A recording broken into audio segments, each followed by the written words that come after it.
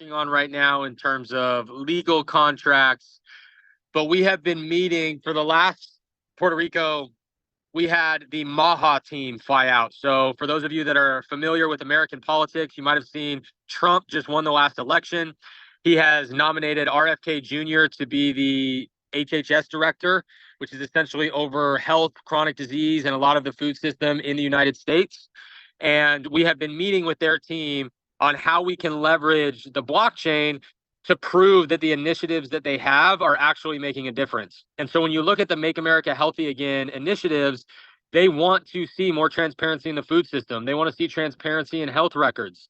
They want to be able to see what's going into making our food, what vaccines, what GMOs are being used on the plants, how are the animals raised, and we have the mechanism to do that. And so RFK Jr. has been given essentially 2 years by Trump to put in place new initiatives, new incentives, and a new reward mechanism to help people get healthy again. We're in a position right now where our blockchain will be the mechanism by which they use with the trust, the transparency, and the data that goes on chain to prove that those initiatives are actually working and that they're not only making Americans healthy again, but they're making the world healthy again. And they're doing it in a way that nourishes the soil and the atmosphere. So to give you guys some depth into what that means, there was a recent study done after the US election on how much Q1 of 2025 as well. So Australia, we're right there at the finish line, and India and Europe, we're going to be there in Q1 of 2025. So how that all ties in to the initiatives that we're working on with the US government is when you look at global food supply, it's massive. This is one of the biggest issues in the grow market right now is how do you track and trace food that's going across borders? I was in Peru. I was actually asked and had the opportunity to fly to Peru and meet with the president of Congress of Peru and speak with the members of the Congress of Peru. I was supposed to speak for 15 minutes. I ended up speaking for about 4.5 hours and then a breakout room afterwards, because when they started to understand the vision that we had about how to decentralize this system, they could see the potential and they could see that the solutions that we have are the solutions that can solve the bigger problems that they face.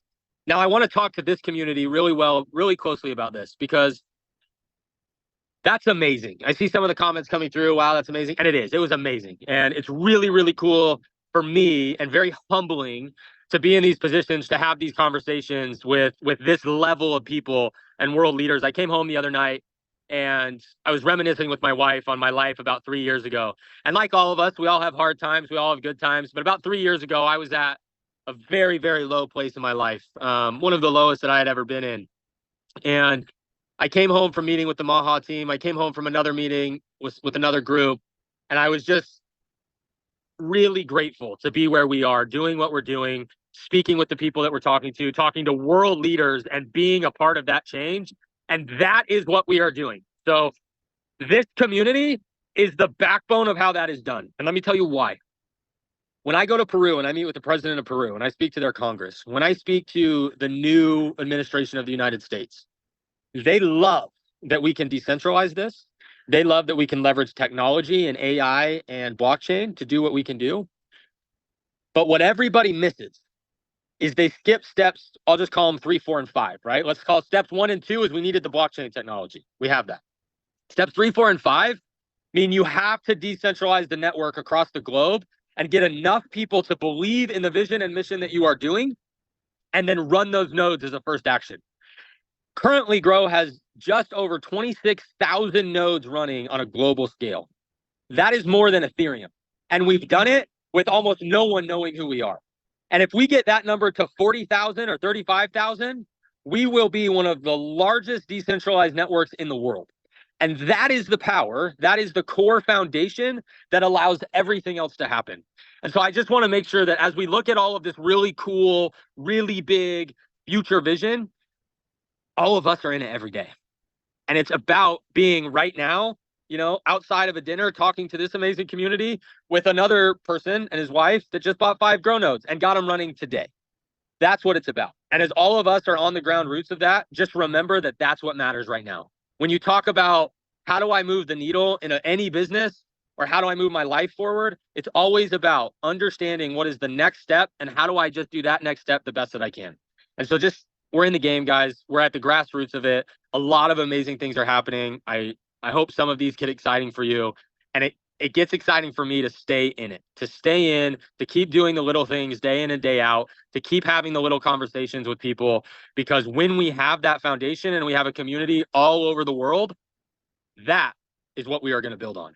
That is what countries are going to build on. That is what the biggest companies in the world are going to come in and use. And that is the system that is going to set every farmer free and going to set us free to nourish the world, make America healthy again. But all of us on this call know that the mission is much bigger than that. It's about making the world healthy again. And so those are the big highlights. There's a lot of other really exciting things happening. I feel like I always say that on this call, but we have to do it in order to make sure everybody's on board for where we're going. But feels like I'm missing something. Give me 1 second. But just today, I had 2 phone calls with companies that have a good amount of funding, a really big vision to go do really cool things, and they don't want to do it in the normal way. They don't want to do it we don't want to go to VC groups. We don't want to raise money. We don't want to go to Wall Street. We want the people to own this, and they don't know how. And so I go back to the soapbox I was just on the foundation that we are building, and the foundation that we have is the springboard on which for the next decade, every great innovation that comes in this space has the opportunity to come and give to this, because we are not an extraction economy. We're not about extracting from one thing to the next. We're about going in and giving and adding. And that is the beauty of the blockchain, and it changes everything. So that's what I got for tonight, guys. Thank you so much for giving me some of your night and bearing with me while I sit outside the restaurant.